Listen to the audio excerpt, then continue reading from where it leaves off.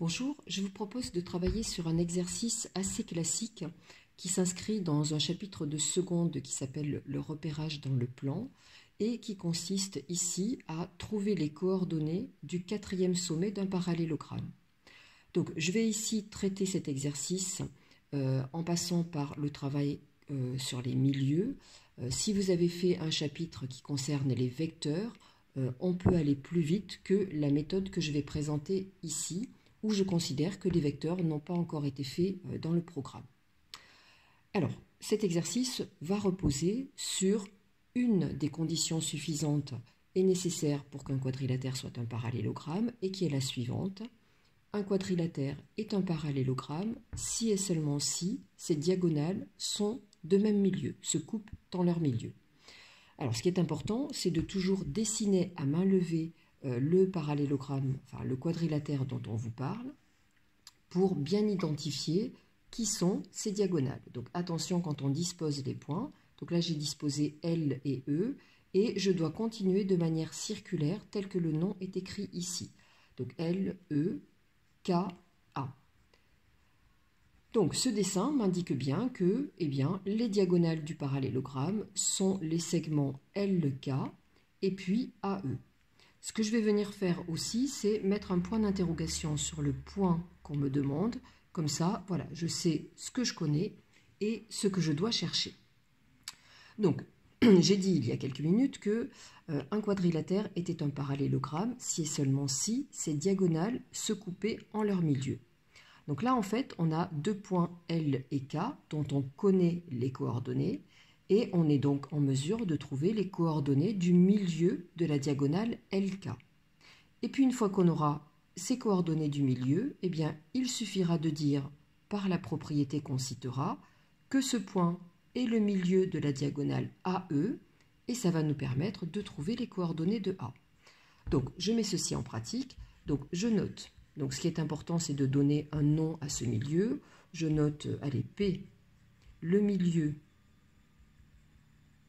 du segment. Alors attention, on ne parle pas de milieu d'une droite, mais le milieu d'un segment. Donc le milieu de LK. Je vais utiliser les formules de cours. Donc je sais que l'abscisse de ce milieu, c'est la moyenne des deux abscisses. Donc x de L plus x de K sur 2. Et y de P, même formule, y de L plus y de K sur 2.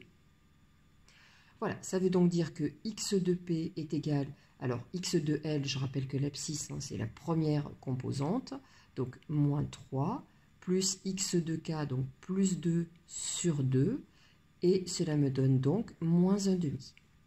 Pour y, y de P, y de L, donc c'est 4, deuxième composante, plus y de K, donc 5 sur 2, ce qui donne 9,5, et je peux laisser les fractions.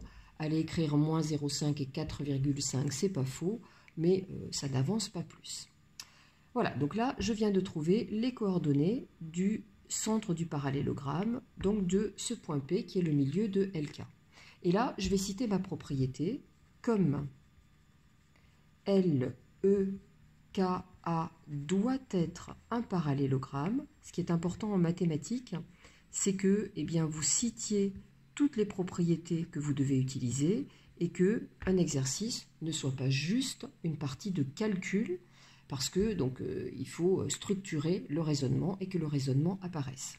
Donc comme L, E, K, A doit être un parallélogramme, alors ces diagonales qui sont donc LK, donc ces diagonales, segment LK et EA, se coupent en leur milieu, Ça veut donc dire que, ce fameux point P qu'on vient de trouver tout à l'heure est aussi le milieu de EA. Voilà, et puisque c'est le milieu de EA, je vais utiliser la même formule que tout à l'heure. Donc, j'en déduis que x de P est égal à x de E plus x de A sur 2, et y de P est égal à y de E plus y de A sur 2. Et une fois que j'ai fait ça, eh bien tiens, je me rends compte que cette fois-ci, A, cette quantité-là, je la connais parce que je l'ai calculée tout à l'heure. Cette quantité-là, je la connais parce qu'elle m'est donnée dans l'énoncé. Et qu'en fait, cette fois-ci, l'inconnu est ici. Et que je suis face, cette fois-ci, à non pas un calcul comme tout à l'heure, mais une petite résolution d'équation. Donc, je vais résoudre ces deux équations séparément. Alors, x de p, eh bien, c'est moins 1 demi, qui est donc égal à x de e, 6, plus x de a, divisé par 2. Et qu'est-ce que je fais? Eh bien, j'ai des fractions. Donc, si vous avez bien travaillé sur les équations auparavant, vous savez que quand il y a des fractions, on fait en sorte de les supprimer. Et donc, je vais multiplier par 2 de chaque côté. Ce qui est important, c'est de faire le même calcul d'un côté et de l'autre. C'est un phénomène de balance, on équilibre.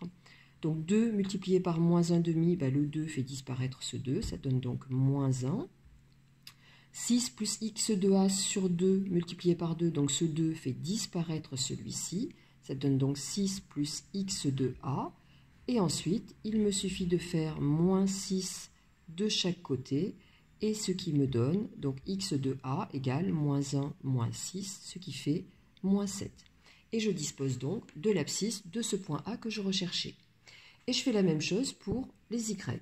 Donc 9 demi est égal y de e, donc c'est moins 1, plus y de a, eh bien c'est l'ordonnée que je ne connais pas, sur 2. Je multiplie par 2 de chaque côté pour supprimer cette fraction qui est un petit peu embêtante. Donc 9 demi multiplié par 2, le 2 et le 2 s'éliminent, ça fait donc 9. Moins 1 plus y de a sur 2 multiplié par 2, le fois 2 élimine ce divisé par 2, ça fait moins 1 plus y de a. Il suffit de faire plus 1 de chaque côté, et donc j'en déduis que y de a est égal à 9 plus 1 qui fait 10. Et donc, le point A que l'on cherchait, eh bien, il a pour coordonnées moins 7 et 10. Et voilà ce fameux quatrième sommet du parallélogramme. Si vous voulez ensuite vous assurer que vous n'avez pas fait de faute de calcul et que ça fonctionne bien, eh bien, qu'est-ce que vous faites? Vous tracez un repère en mettant bien les unités, vous placez correctement et non plus à main levée cette fois-ci les 4 points L, E, K et A, et vous vérifiez bien que le quadrilatère L, E, K, A est un parallélogramme. Donc ça, c'est ce qu'on appelle de l'autocorrection. Voilà, donc j'espère que j'ai été claire pour cet exercice qui est quand même un grand classique, qui pourra être repris lorsque on saura travailler sur les vecteurs, parce qu'avec les vecteurs, on va quand même bien plus vite.